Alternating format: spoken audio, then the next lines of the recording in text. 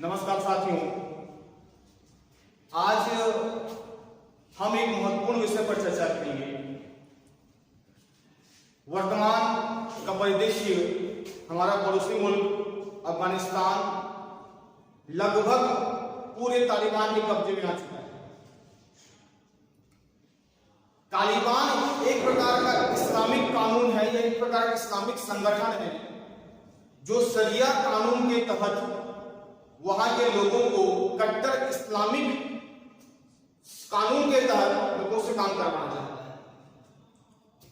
ये आज नहीं, अफगानिस्तान में 1998 में पहली बार तालिबान की सरकार बनी। आप लगातार समाचार में, लगातार न्यूज़पेपर में आप देखे होंगे कि आज तक तो हमने सुना था कि बसों में भीड़ होती है, ट्रेनों में भीड़ होती है, ऑटो में भीड़ होता है, लेकिन वहां के लोग तालिबान के डर से एरोप्लेन में छत में चढ़कर, खिड़की में बैठकर, दरवाजे में ऐसा करते करते हवाई का वापस आकर आप उड़ान भर रहे हैं और लोग गिर रहे हैं। यह समाचार में देखा होगा। महिलाएं पूरी तरीके से असुरक्षित महसूस कर रही हैं। महिलाएं डरी हुई हैं, समाज डरा हुआ है। यह है तालिबान का खौफ अफगानिस्तान। क्या है तालिबान? आखिर तालिबान से अफगानिस्तान की महिलाएं, अफगानिस्तान का समाज, अफगानिस्तान के लोग डर का है। आज ये हमारे महत्वपूर्ण टॉपिक है। हम तालिबान को समझने से पहले हम ये समझें कि तालीम क्या है।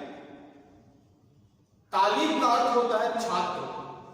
उर्दू और अरबी भाषा में तालीम का अर्थ होता है छात्र। ये उर्दू भाषा है, ये अरबी भाषा है। पश्तू का अर्थ होता है छात्र, और छात्र संगठनों का समूह तालिबान कहलाता है, जिसमें धार्मिक कट्टरता हो, इस्लामिक कट्टरता हो, शरिया कानून लागू हो, जिसमें महिलाओं को केवल एक अपहेय की दृष्टि से देखा जाता हो, जहां पर महिलाएं 6वीं के बाद शिक्षा प्राप्त नहीं कर सकती, जहां पर महिलाएं किसी दफ्तरों में काम नहीं कर सकती, जहां पर महिलाएं पर्दा प्रथा पर रहेंगी, बुर्खा प्रथा पर रहेंगी। ये धार्मिक कट्टरता, शरिया कानून या इस्लामिक कानून। लेकिन हमको तालिबान के जानने से पहले कैसे तालिबान अस्तित्व में आया, कैसे तालिबान अफगानिस्तान में पहुंचा और कैसे तालिबान की शुरुआत हुई, ये हमें जानना बहुत जरूरी है।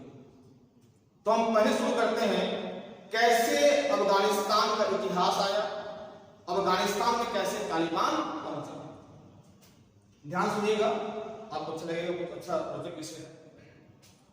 हुआ ये कि 1919 में ब्रिटेन ने अफगानिस्तान को आजाद कर दिया। अब क्यों ना करता? अफगानिस्तान में है क्या?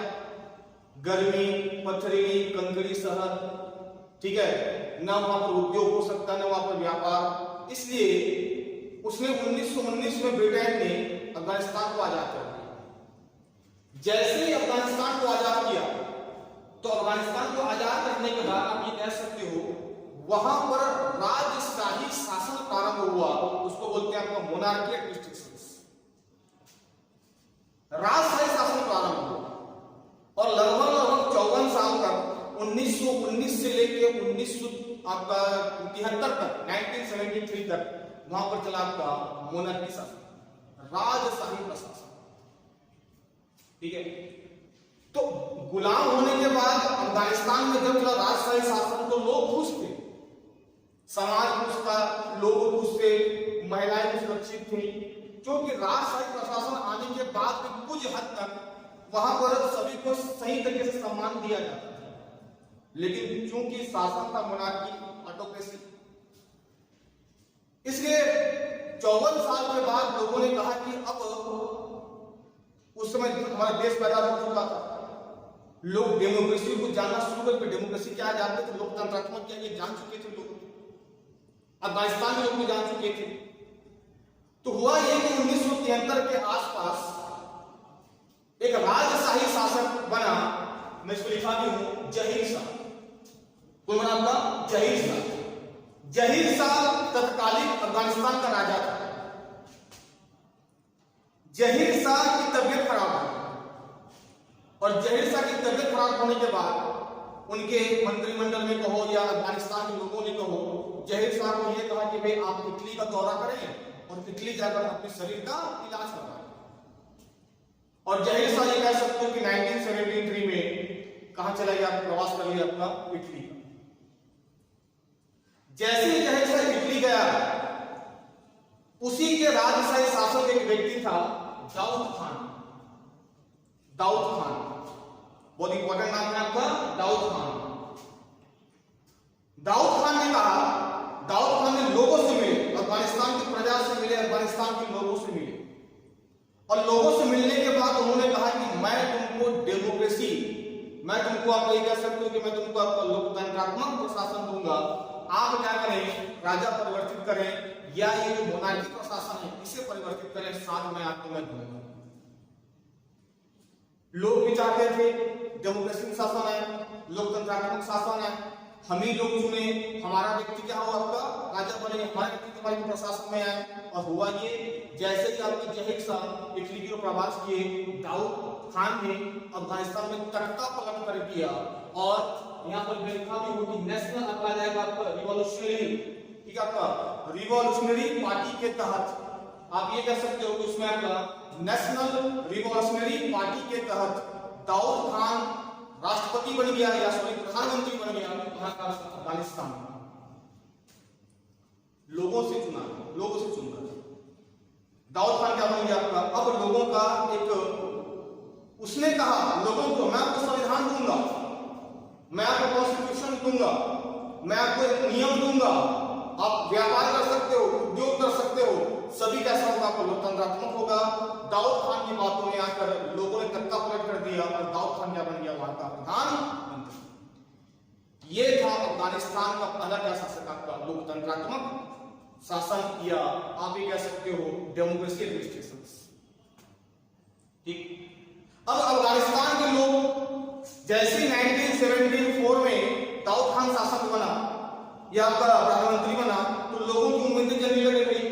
अब जहीर शाह तो है नहीं, ऑटोक्रेसी शासन है नहीं, अब डेमोक्रेसी आ चुका है, तो क्यों ना अब जो जो कॉन्स्टिट्यूशन बनाने की बात कही गई थी, कॉन्स्टिट्यूशन बनाया जाए। लेकिन हुआ क्या, हुआ ये कि 1973 के बाद जैसे ही दाऊद खान बना, प्रधानमंत्री बना, उन्होंने जो एक लोगों को एक बात कहा था कि मैं आपको कॉन्स्टिट्यूशन बना के दूंगा, ऐसा कुछ भी नहीं हुआ, केवल लोगों को बेवकूफ बनाया। जनता 1 साल की, 2 सालों की, 3 सालों की, लेकिन 1977 तक आते आते जनता जान चुकी थी कि दाऊद खान केवल जनता को बेवकूफ बनाया है। ठीक है, लोगों में आक्रोश बढ़ता गया और लोगों में आक्रोश बढ़ने के साथ साथ दाऊद खान के ऊपर क्या होते गए, लोग आपका हावी होते गए। दाऊद खान बोला मरता क्या नहीं करता, चलो भाई एक कॉन्स्टिट्यूशन बना दिया जाए। और याद करना, उन्होंने एक पार्टी बनाई, नाम था सिंगल पार्टी फार्मूला। उन्होंने एक नियम बनाया, नियम का क्या नाम क्या था उनका, सिंगल पार्टी फार्मूला। इस सिंगल पार्टी फार्मूला में उन्होंने कहा एक ही व्यक्ति चुनाव लड़ेगा, एक ही व्यक्ति चुनाव लड़ेगा तो एक ही व्यक्ति जीतेगा, और एक ही व्यक्ति जीतेगा तो एक ही व्यक्ति क्या बनेगा, फिर आपका प्रशासन संभालेगा। दोबारा होगा, कॉन्स्टिट्यूशन के तहत सिंगल पार्टी फार्मूला लाया और एक ही व्यक्ति खड़ा हुआ, वही खड़ा हुआ, वही चुनाव लड़ा, वही जीता। फिर 1974 को आ गया आपका दाऊद खान। ठीक है, लेकिन इससे ये हुआ कि इससे जनता आक्रोश बहुत ही भड़क उठी। ठीक है, और मूवमेंट नहीं, अब रिवॉल्यूशन हुआ, क्रांति हुई। उस क्रांति का नाम है आपका क्रांति का नाम क्या जाएगा आपका? सौर क्रांति। और सौर क्रांति होने के साथ साथ जनता अब जान चुकी थी कि जब तक एक रिवॉल्यूशन नहीं होगा, जब तक क्रांति नहीं होगी, अब लोग जान नहीं पाएंगे कि व्यक्ति है क्या, अफगानिस्तान क्या चाहता है। और इस सौर क्रांति की अगुवाई की नूर मोहम्मद तारिकी, नूर मोहम्मद तारिकी, ठीक, नूर मोहम्मद तारिकी की अगुवाई में अफगानिस्तान में बड़ा सौर रिवॉल्यूशन। सौर रिवॉल्यूशन में हर व्यक्ति, हर लोग नूर मोहम्मद तारिकी के साथ आते गए, चलते गए। एक बड़ा काफिला खड़े हो गया और 1978 तक आते आते दाऊद खान का तख्ता पलट हो गया। उससे पद से इस्तीफा देना पड़ा, सरकार बनी और राष्ट्रपति कौन बने आपका? नूर मोहम्मद तारिकी, अफगानिस्तान डेमोक्रेटिक पार्टी। नूर मोहम्मद तारिकी जैसे राष्ट्रपति बने, अफगानिस्तान की जनता खुश हो गई। क्यों? क्योंकि दाऊद खान के बाद यदि कोई दूसरी पार्टी बनी, डेमोक्रेटिक पार्टी, चुनाव कौन आपका? नूर मोहम्मद तारिक, और ये जनता से चुनी हुई सरकार थी। लेकिन नूर मोहम्मद तारिक का संबंध यूएसएसआर से बहुत अच्छी थी। आप ये कह सकते थे कि राष्ट्रपति बनने के पहले भी नूर मोहम्मद तारिक और यूएसएसआर, जो आज कई भागों में बढ़ चुका है, इसे रसिया कहते हैं, रूस उसी का भाग था, क्या है अभी, तो यही आप कह सकते हैं कि नूर मोहम्मद तारिक का यूएसएसआर से बहुत अच्छी घनिष्ठ मित्रता थी। 1979 में जैसे नूर मोहम्मद तारिक वहां के राष्ट्रपति बने, राष्ट्रपति बनने के बाद आप ये कह सकते हो कि लगातार यूएसएसआर का संपर्क किससे बढ़ने लगा आपका? अफगानिस्तान से। जो राष्ट्रपति किसके फ्रेंड है, किसके दोस्त हैं, किसके मित्र हैं? यूएसएसआर। यूएसएसआर ने कहा कि भाई अफगानिस्तान के लोग इतने कट्टर क्यों, इतने धार्मिक क्यों? आप अफगानिस्तान में के लोगों में वेस्टर्न कल्चर या आधुनिकरण क्यों नहीं अपनाने देते? वहां के लोग, वहां की महिलाएं बुर्का बताने, हालांकि तालिबान की अपेक्षा सही था, लेकिन फिर भी महिलाएं क्या थी? कभी कुछ नहीं थी, शिक्षा नहीं था, व्यापार नहीं था, उद्योग नहीं था। तो नूर मोहम्मद तारिक ने कहा कि बात तो सही है, किया जाए। और यूएसएसआर की धीरे धीरे कठपुतली बनने लग गया आपके पास। और यूएसएसआर की बातों को मानकर नूर मोहम्मद तारिक ने वहां पर क्या कर दिया आपका? वेस्टर्नाइजेशन, आधुनिकरण क्या कर दिया आपका? शुरुआत कर दी, पश्चिमी सभ्यता की शुरुआत कर दी। लेकिन है तो अफगानिस्तान इस्लामिक के लोग, इस्लामिक कट्टरपंथी लोग। ये कह सकते हो कि अफगानिस्तान की 50% जनता इस पश्चिमी सभ्यता से खुश थी, लेकिन जो धार्मिक कट्टरपंथी व्यक्ति थे वो इससे खुश नहीं थे। इधर यूएसएसआर का अफगानिस्तान पर क्या होते जा रहा है? आपका मित्रता बढ़ते जा रही है। यूएसएसआर अफगानिस्तान को अपने कंट्रोल में लेते जा रहा है। पता चला किसको? अमेरिका को पता चला कि यूएसएसआर किसका साथ दे रहा है? अफगानिस्तान का साथ दे रहा है, अफगानिस्तान में पश्चिमी सभ्यता ला रहा है। जैसे अफगानिस्तान पर पश्चिमी सभ्यता ला रहा था यूएसएसआर, ठीक इसी समय अमेरिका काम कर रहा था ईरान में, सेम पश्चिमी सभ्यता।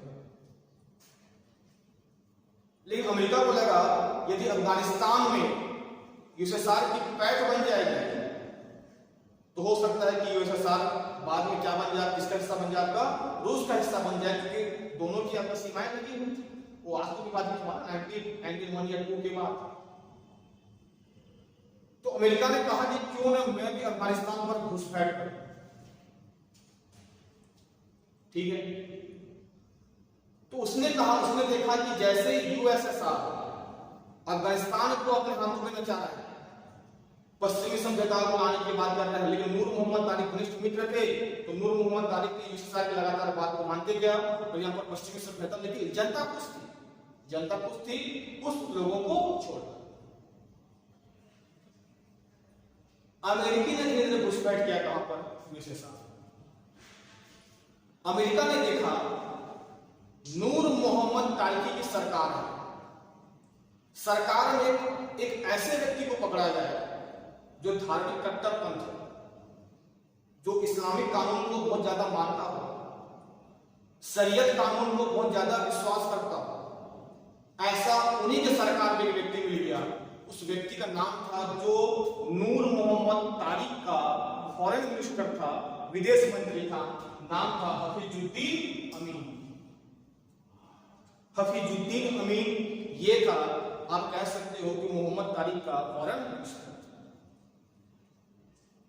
हफीजुद्दीन अमीन के पास गया अमेरिका, बोले कि भाई आप तो जिस सरकार के उसके विदेश मंत्री हो और आप ही के क्षेत्र में क्या हो रहा है, इस्लामिक कानून को काम होते जा रहा है, पश्चिमी सभ्यता बढ़ते जा रही है, आपकी धर्म खतरे में है। ये था अमेरिका। इसने कहा मैं क्या कर सकता हूं, तो कहा कि भाई आप लोगों को इकट्ठा करो, इस्लामिक धर्म के लोगों को आप उनका एक संगठन बनाओ, ठीक है, आपका पश्चिमी सभ्यता का विरोध करो। बोले मैं कैसे कर सकता हूं, मैं तो सरकार का हिस्सा हूं, मैं फॉरेन मिनिस्टर हूं, ना मेरे पास हथियार है ना मेरे पास पैसा है।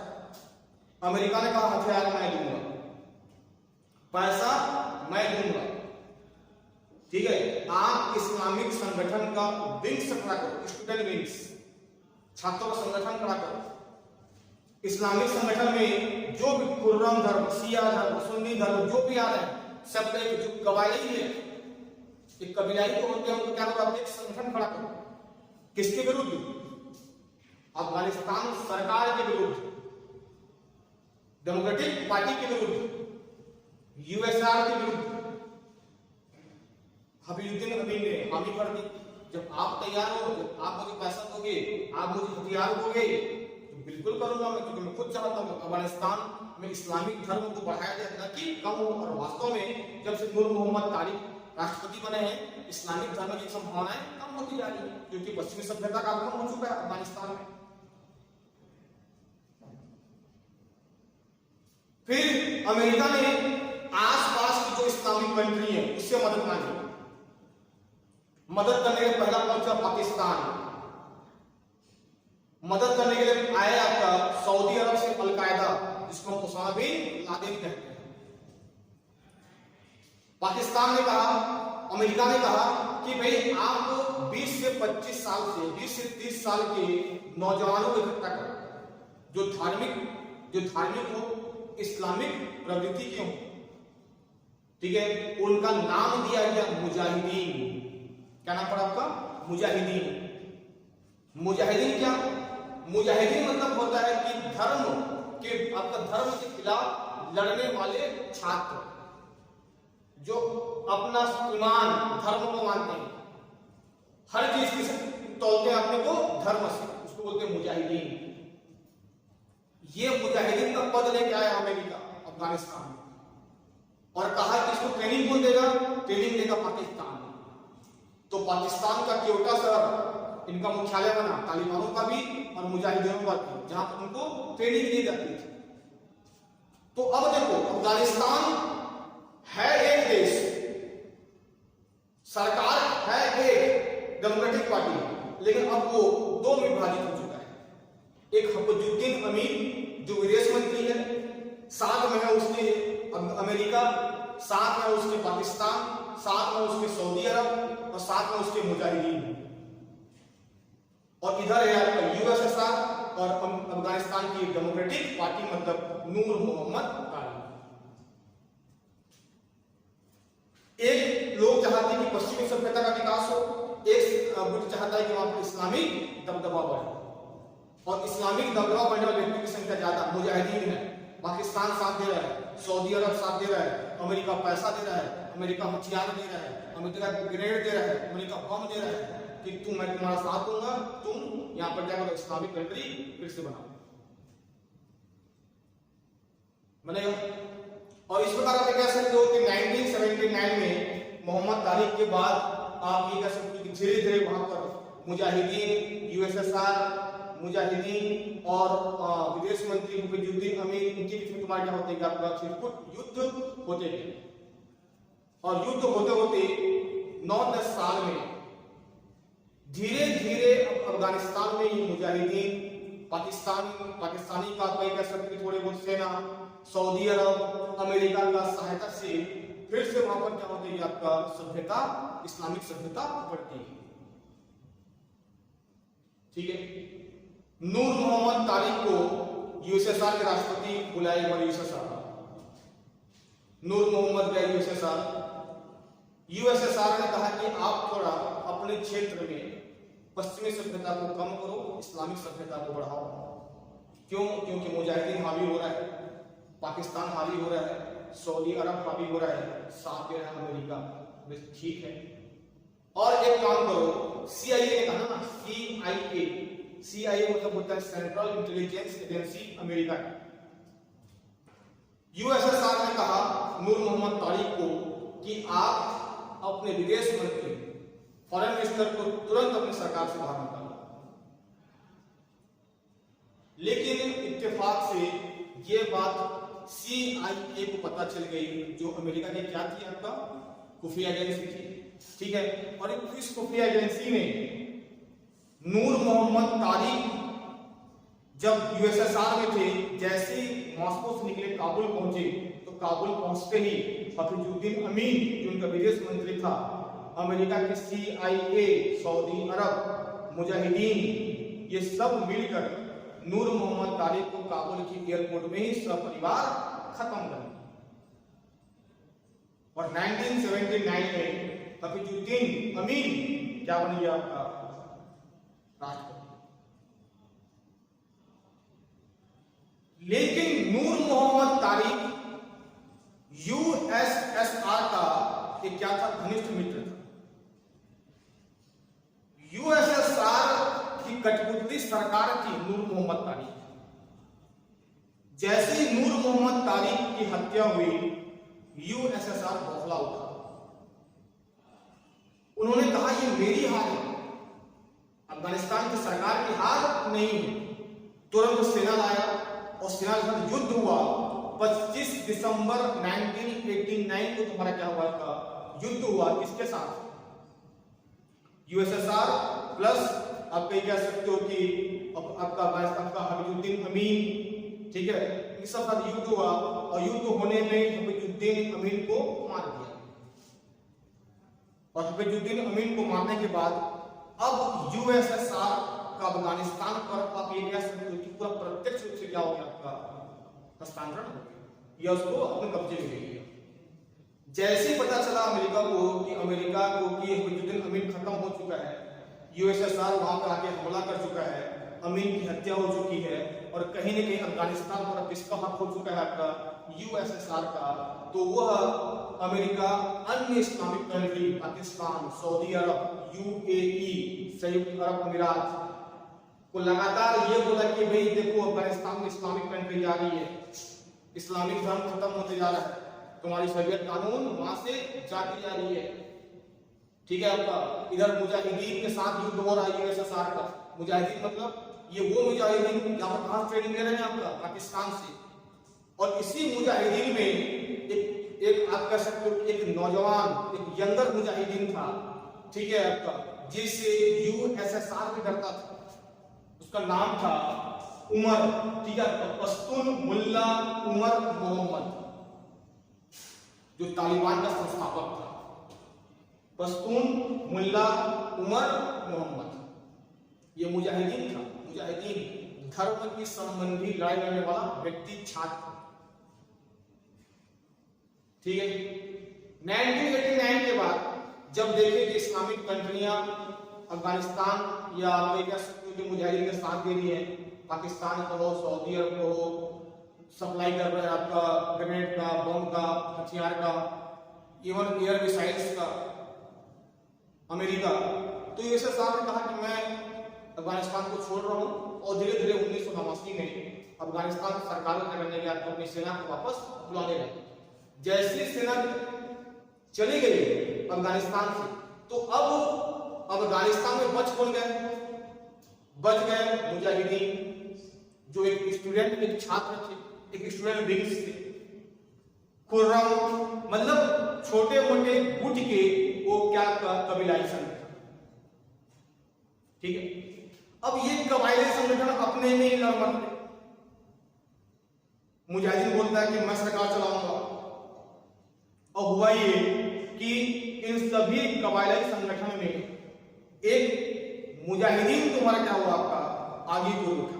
मुजाहिदीन मतलब आप ये कह सकते हो वो छात्रों का संगठन, ठीक है। छात्रों को हम उर्दू में कहते हैं, अरबी में कहते हैं तालीम। और चेक गणराज्य के या कह सकते हो यूएसएसआर के 1991 में विभाजित होने के बाद ये तालिबान जान चुका था कि अब यूएसएसआर के हस्तक्षेप कभी नहीं करेगा, क्योंकि खुद बढ़ चुका है कई भागों में। इसलिए अफगानिस्तान में ये जो कबीलाई थे ये सभी कबीलाओं से ऊपर जो रुकने लगे, और ये कह सकते हो कि 1993 1994 तक आते आते एक बड़ी गुट में आपका ये बन चुके थे। और अब तालिबान बन चुका था। तालिब का अर्थ होता है उर्दू या अरबी भाषा में छात्र, पश्तो का मतलब होता है छात्र। तो ऐसे छात्र जो कट्टर इस्लामिक विचारों से प्रेरित कबायली संगठन होते हैं उसे क्या कहा जाता है, आपका तालिबान। समझ में आ जाएगा तालिबान कहां से आया। तालिबान एक्चुअल में क्या थे, मुजाहिदीन। ट्रेनिंग किसने दिया, पाकिस्तान। पैसा किसने लगाया, आपका अमेरिका। तो याद करना ये अमेरिका के द्वारा ही बनाया गया मुजाहिदीन है, जिसने अमेरिका को लास्ट में जाकर दिया, बर्बाद किया। वर्ल्ड ट्रेड मतलब अल-कायदा ने क्या किया वहां पर, आपका पेंटागन को गिराया। जिस तालिबान को अमेरिका ने बनाया था उसी तालिबान ने अमेरिका को फिर क्या किया, आपका बाद में कष्ट पहुंचाया। तो 1994 में संस्थापक बने पश्तो मुल्ला उमर मोहम्मद। मुल्ला क्यों कहा गया, इसे मुल्ला क्यों कहा गया? मुल्ला इसलिए कहा गया कि यूएसएसआर के युद्ध करने के समय इसकी एक आंख खराब हो गई। एक आंख खराब होने के बाद ये कुछ समय आप ये कह सकते हो कि सैनिक पद से या तालिबान से थोड़ा दूर हुआ, और होने के बाद नमाज पढ़ने लगा, नमाज पढ़ाने लगा, ठीक है। धर्म ज्ञान कुरान पढ़ने लगा, धार्मिक ज्ञान बटोरने लगा, ठीक है आपका। तो इसका नाम पड़ गया इमाम। उसे इमाम कहते हैं, उसे मौलाना कहते हैं, उसे मुल्ला कहते हैं। और 1994 में इसने तालिबान की स्थापना कर दी। तो नाम क्या पड़ गया आपका, पश्तून मुल्ला उमर मोहम्मद, ठीक है। तो उमर मोहम्मद क्या था, आपका तालिबान का संस्थापक। फिर बता दिया तालिब से क्या बना, आपका तालिबान। कौन से छात्र, ऐसे छात्र जो कट्टर इस्लामिक विचारों से क्या होते हैं, प्रेरित होते हैं, उन्हें कहा जाता है कि आपका तालिबान। तालिब और तालिब से क्या बना, आपका तालिबान। 1994 में संस्था गठित हो गई। 1995 तक अफगानिस्तान में तालिबान का कहर आ चुका था। उस समय अफगानिस्तान पर सरकार थी नजीबुल्लाह, पीडीएफ की सरकार बनी, पीपुल्स डेमोक्रेटिक पार्टी की सरकार बनी। राष्ट्रपति बने नजीबुल्लाह। तालिबान अफगानिस्तान में आ चुका था। पश्तून मुल्ला उमर मोहम्मद तालिबान का संस्थापक था। अफगानिस्तान की सरकार चल रही थी, नजीबुल्लाह राष्ट्रपति थे। लेकिन तालिबान का इतना प्रकोप आ चुका था 95, 96, 97 में कि नजीबुल्लाह राष्ट्रपति को इन्होंने चौराहे पर फांसी दे दिया। और नजीबुल्लाह को फांसी देने के बाद आप ये कह सकते हो कि अफगानिस्तान में अब तालिबानी सरकार है। इस तालिबानी सरकार को यूएई, पाकिस्तान, सऊदी अरब ने मान्यता दे दिया। आप ये कह सकते हो कि 1998 में 1998 में उमर मोहम्मद क्या बन गया, तालिबान सरकार का हेड। लोग डरने लगे तालिबान से, तालिबान लोगों से डरने लगे, ठीक है।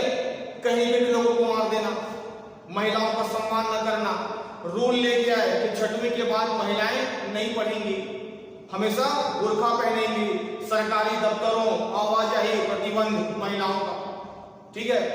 यदि कोई इसका उल्लंघन करता है तो कट्टरपंथी के तहत क्या कानूनी कार्रवाई क्या लोगों को मारना।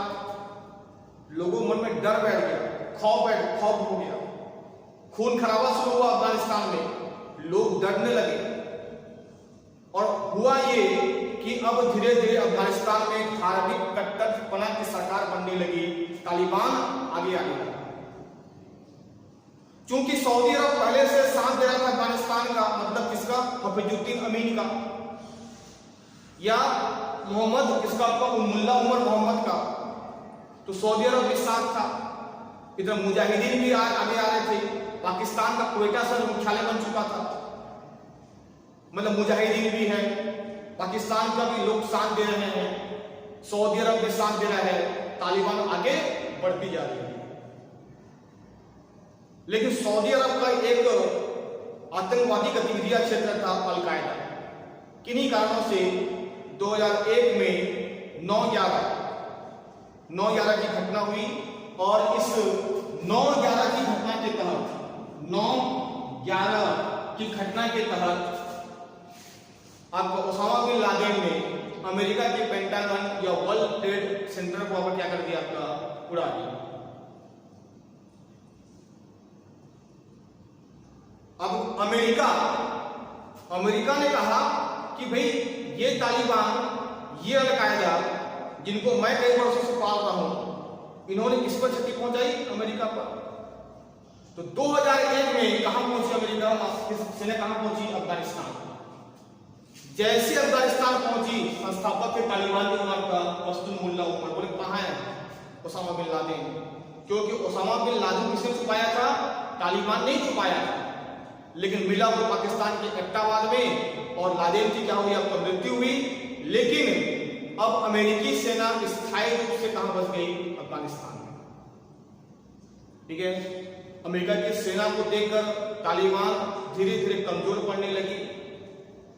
लेकिन अभी अमेरिका को, जिसने अल-कायदा को अपना साथ रखा था, अल-कायदा को छुपाया था, ओसामा बिन लादेन को उमर मोहम्मद ने अभी तक उसको खोज नहीं पाया।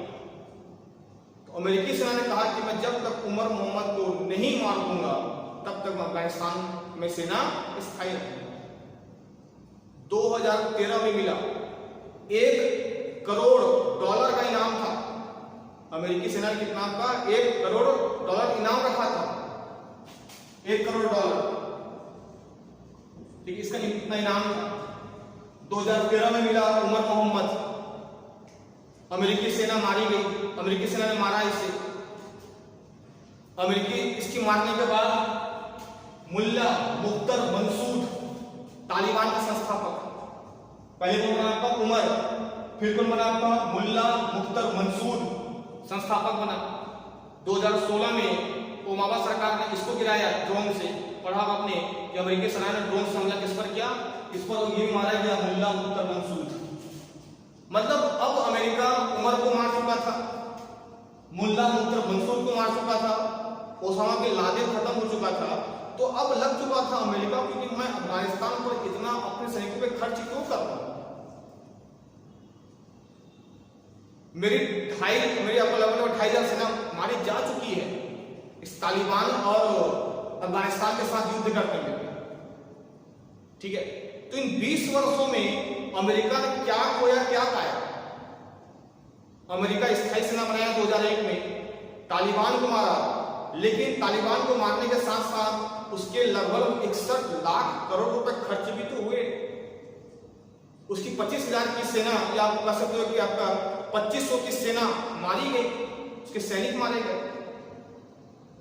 जिस तालिबान को उसने पाला था वही तालिबान इसको मारा, आपका अफगानिस्तान की सेना को कष्ट पहुंचाया। इन 20 वर्षों में इतने पैसे खर्च किए और अंतिम में यह हुआ कि ट्रंप जी ने मई 2020 में घोषणा कर दी कि मैं सेना बुलाऊंगा, कहां से, आपका अफगानिस्तान से। ठीक है, यह हुआ था आपका अप्रैल में शायद हो गया 2020 में कि मैं बुलाऊंगा। ट्रंप जी ने कहा कि मैं मई में, इन्होंने कहा कि मैं मई 2020 में बुला लूंगा, लेकिन कोरोना के चलते शायद ये स्थगित हो गया और सितंबर 2020 के आसपास जो बाइडेन सरकार बनी, जो बाइडेन राष्ट्रपति बने और जो बाइडेन ने यह कहा कि सितंबर 2020 को सेना को वहां से बुलाया जाएगा आपका अफगानिस्तान से। और उन्होंने एक डेट डिसाइड किया 9/11 9/11/2020 आखिरी खेप अफगानिस्तान से हमारी सेना वापस आएगी। और ये कह सकते हो कि 9/11 के आते आते तक लगभग 1/3 सेना अफगानिस्तान को छोड़ चुकी थी और अमेरिका आ चुकी थी। जो बाइडेन ने एक समाचार पत्र में कहा था कि अब तालिबान की उतनी औकात नहीं कि फिर से दोबारा आ जाए, ये उनकी स्पीच थी। उन्होंने ये कहा था कि जो बाइडेन ने कहा था कि अब अफगानिस्तान पर तालिबान बमुश्किल आए, हो सकता है कि आए भी, लेकिन पिछले 10 दिन में या आप कह सकते हो कि 2021 के प्रारंभिक चरण में ही तालिबान अफगानिस्तान के 50% से अधिक भागों को अपने कब्जे में कर चुका था। और कल परसों हमने देखा कि वो काबुल तक पहुंच गया और काबुल तक पहुंचते पहुंचते महिलाओं को, बुजुर्गों को, बच्चों को मारने लगा। ठीक है, आपका कई लोग भाग रहे हैं, प्लेन में चढ़ रहे हैं, ठीक है, आपका प्लेन की छतों पे बैठ रहे हैं, प्लेन चल रहा है, नीचे गिर के मर रहे हैं। यह है तालिबान का खौफ अफगानिस्तान में। ठीक है, और इस तालिबान अभी फिर तालिबान ने कहा कि सब बुला रहे कि भाई आओ हम शांति की बातें करेंगे। शांति की बातें करते हैं तो मानवाधिकार का उल्लंघन क्यों होता अफगानिस्तान में? ये सोचने वाले विषय हो सकते हैं। और तालिबान से, और इस तालिबान को अब चीन, रूस, पाकिस्तान ने तो ये कह दिया कि अफगानिस्तान 20 वर्षों के बाद गुलाम की जंजीरों को तोड़कर तालिबान की सरकार बनी। अफगानिस्तान तो तालिबान की सरकार होनी चाहिए थी, ये पाकिस्तान की गोल है। अमेरिका चुप है, रूस हावी हो रहा है, चीन हावी हो रहा है। तो भविष्य में वहां तालिबान की सरकार बनती है। तालिबान क्या लोगों से मिलकर काम करता है कि वही धार्मिक कट्टरपंथी के तहत वहां का नीति बनाएगा? ये अब देखते हैं अब नेक्स्ट अपन वीडियो में।